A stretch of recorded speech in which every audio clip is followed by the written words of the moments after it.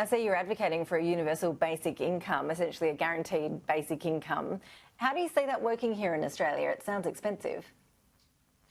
It's expensive to introduce, but it will lead to...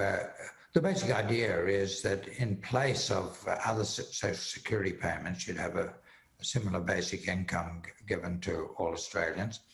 They wouldn't get a tax-free threshold from their income. They'd be taxed at a moderate rate from the very first dollar.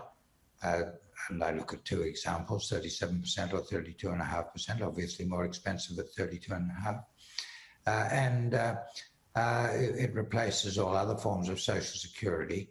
It means that you greatly increase incentives for employment because you're leaving people who take on more work with a majority of the income they earn, unlike present, where if someone's on social security working a few hours, they take on more hours and they can lose nearly all, sometimes all of the extra income from withdrawal of social security payments and tax.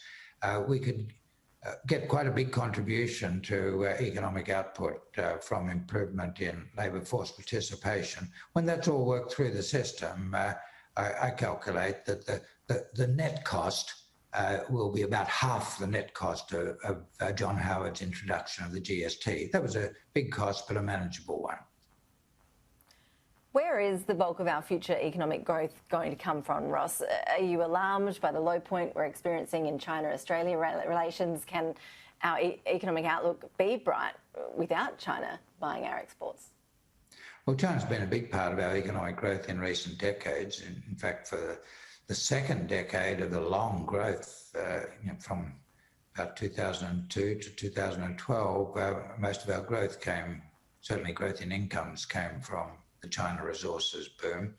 The problems in China relations are headwinds. We've got other headwinds. To have full employment and rising incomes with a reasonable amount of debt, we're going to have strong business investment in the trade-exposed industries, especially the export industries. You need external markets for that.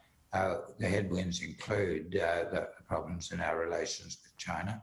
They include the fact that we won't get growth in the 22% of our exports that are fossil energy. In fact, we'll get some decline in the coal part of that.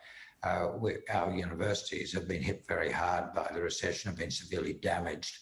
So we won't get the growth in what used to be our third biggest export industries. So we'll have to have much faster growth elsewhere to make up. We can get to full employment just by government expenditure, like we've done in the last year, but that leaves us with an unmanageable level of debt. It's only by having a balance between investment in the trade-exposed industries and increased domestic demand that we can have sustainable growth in income. So where's that export growth going to come from? Well, even if our direct relations with China are encountering big difficulties as they are at the moment, we still benefit from China's growth because even if China is absorbing beef from the US and Europe, dairy products from Europe and New Zealand, is taking products that they otherwise will be putting on other world markets, and strong growth in Chinese demand still helps world prices. The gains will be bigger if we were selling directly, but we still benefit from their growth even if we're selling to other markets. We need a strong international trading system, and fortunately President Biden in the US is wanting to go back to strengthening the multilateral trading system after a period in which it was damaged by President Trump. But most importantly, with all of the rest of the developed world and China committing themselves to movement to zero emissions economy, that will create vast new opportunities for Australian exports if we embrace the zero emissions future.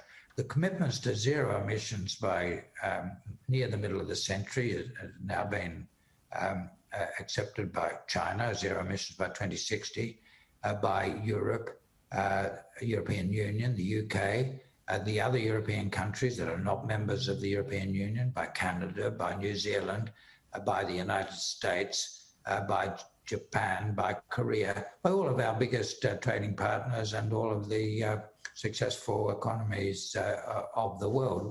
We're at a Commonwealth level, we're currently the odd country out. But if we embrace that future, we've got huge advantages in that. And that's where I see the big growth coming from. Exports of products that we can produce with very low carbon emissions because we've got the best renewable energy resources in the world. And also we've got the best opportunities for capturing carbon in our landscape, growing biomass on our farms. That's going to be hugely valuable in the zero emissions economy that will be built from the commitments of the United States, other developed countries and China to the zero emissions world economy.